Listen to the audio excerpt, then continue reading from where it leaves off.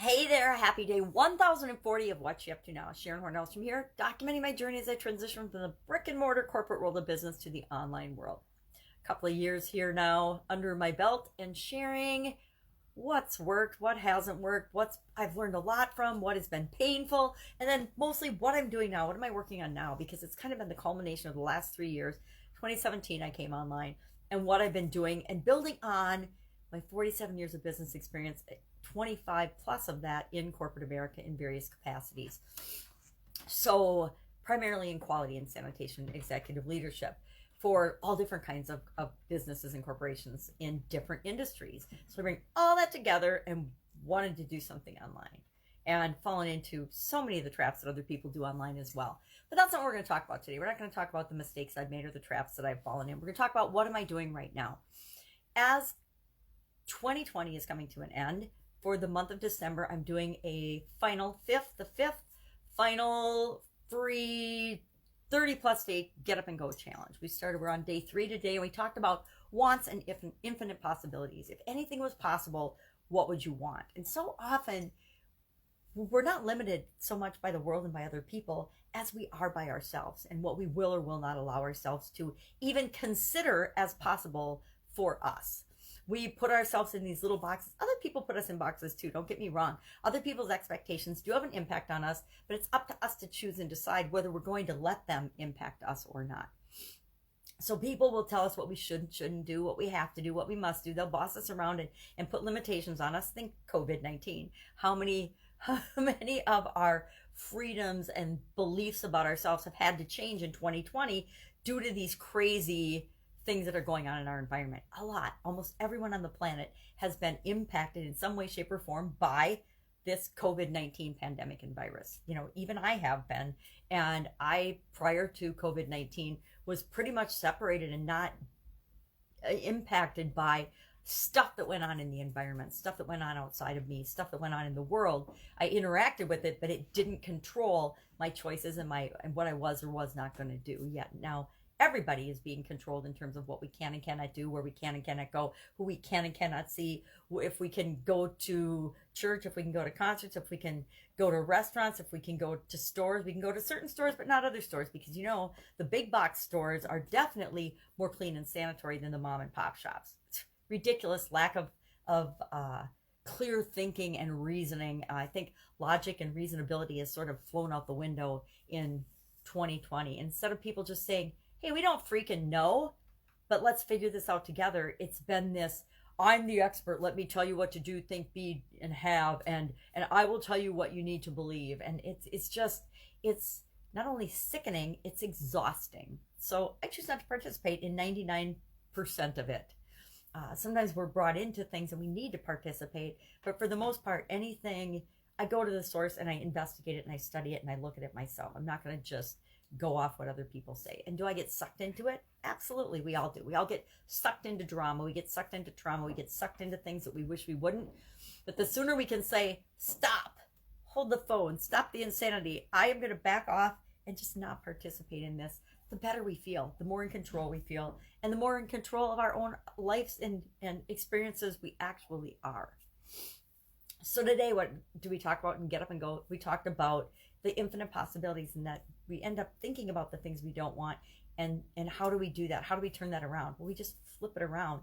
The easiest, fastest way to figure out what you do want. How many people do you ask, hey, what do you want? What do you want for Christmas? Where do you want to go to eat? Everybody says, I don't know. I don't care. It doesn't matter to me. We negate and we minimize the things that we really want because we don't let ourselves ask ourselves, well, what do I really want? What do I really, really want to eat for dinner?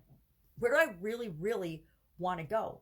What do I really, really want to do? What do I really want to create in my life? What experiences do I really want to have? Not the ones that I think I'm stuck with, but the things that I really want to have and do. And who do I want to be? Who do I want to show up as in the world? We could go deep on that, but I will not. I will just say the fastest, easiest way to think about and figure out what you really do want is just start listing off the things that you don't want.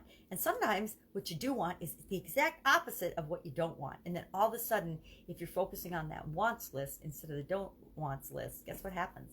Those wants start to show up and appear in your life sometimes miraculously faster and easier than you ever thought possible, because you're not giving all the negative energy to the things that you don't want and creating them by default. You're focusing on the things that you do want. So today our challenge was to think of 3 things. If anything were possible, and I'm talking anything were possible, what are 3 things that you would want? And then tomorrow we will go into the 7 main areas of our life and a couple of other things. I didn't precursor for people. I didn't pre-frame for folks. We'll just do it every day. I'm trying to make it a small bite-sized piece. I want to keep them 10 minutes or less every day so that people don't feel like the challenge is a burden or hard. I don't know.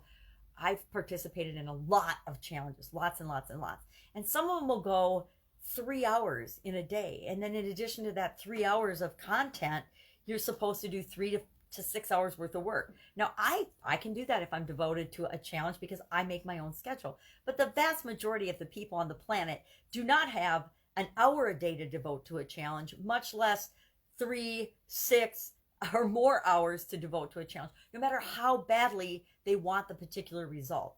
And then with the whole disappearing content thing, which is one of my pet peeves, is, well, you do it and you do it with us right now this day, or you lose it forever. Unless, of course, you buy our huge coaching program or our $1,000 course, group course, whatever. And that works for people, right? It's a marketing thing. But Get Up and Go Challenge isn't a marketing thing. It's a how can we transform and help people right now kind of thing. Do I do other things that I sell to people? Absolutely. But this is not one of those things. This is truly in response to COVID-19 and doing what we can do. I say we do what we can do with what we've got right now to make the world a better place. If we all did that, think of how awesome the world would be, right? If people weren't thinking that there was this pie, this finite pie, and they had to get their piece of it, we wouldn't be fighting and clawing and competing against one another. There wouldn't be fraud and lying and cheating and dishonesty, because you wouldn't need to be that way, right? At least that's my rose-colored glasses way of thinking about the world and the way I would like to see things be. So what do you want? That was our Get Up and Go challenge today. Fun challenge today was about unfortunate events. And it was really kind of funny because the filter that I chose to do the video through blew my head up. And so there were like little red eyes like on my nose, and then there were little red cheeks down on my jowls. And so it was kind of funny. It was like, all right, that's my unfortunate event today. How am I going to make that into a journey, the beginning of a journey? Well, of course, I just did the video. So instead of stopping and starting over and redoing it, I just went with it and got it done. And I think that's what we need to do with a lot of things. Stuff happens.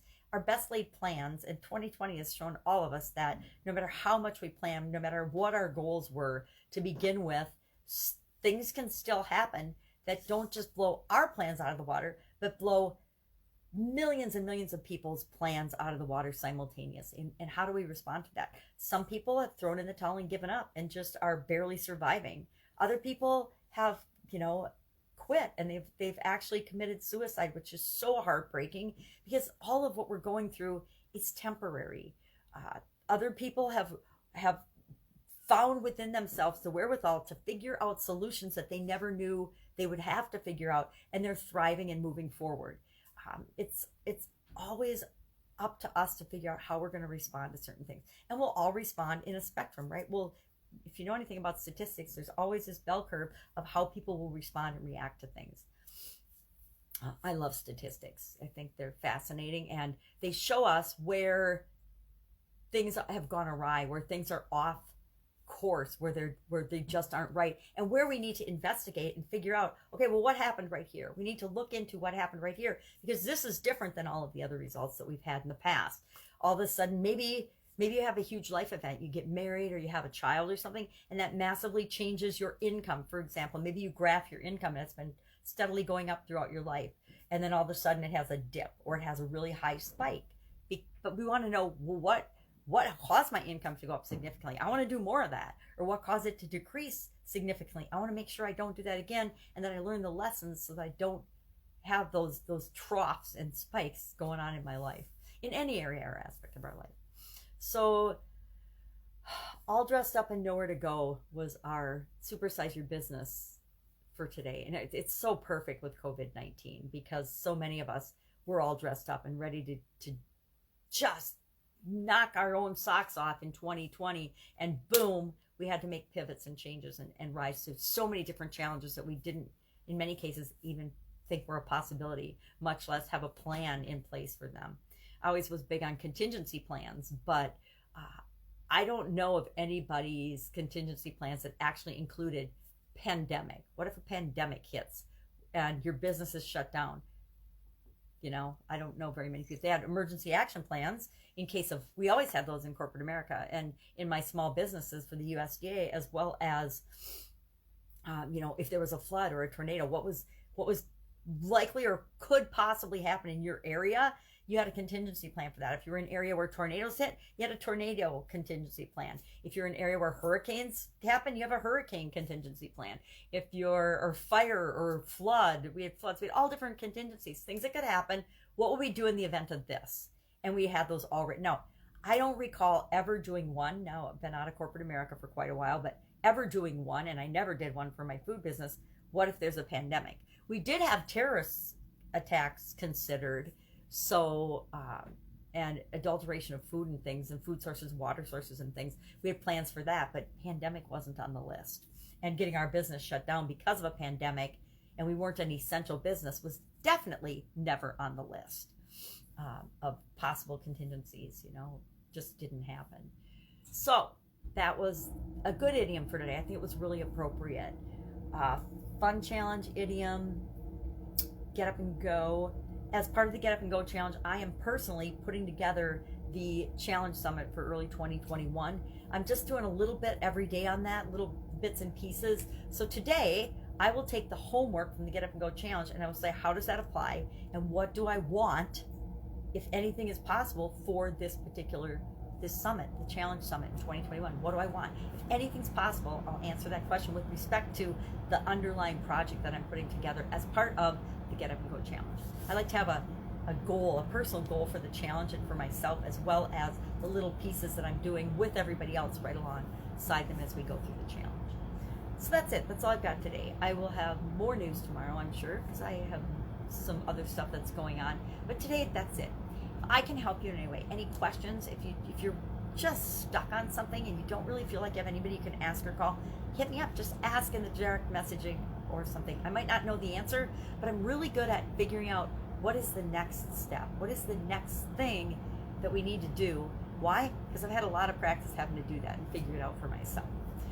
So I might not have the answer, but I know I can help hook you up with the person, place, thing, resource, tool, whatever it is that you need to continue to move forward toward what it is that you want, no matter what that is. All right, have an awesome day. I'll be with you tomorrow to update on what I'm doing as I transition from the brick and mortar world to the online. Have a great day.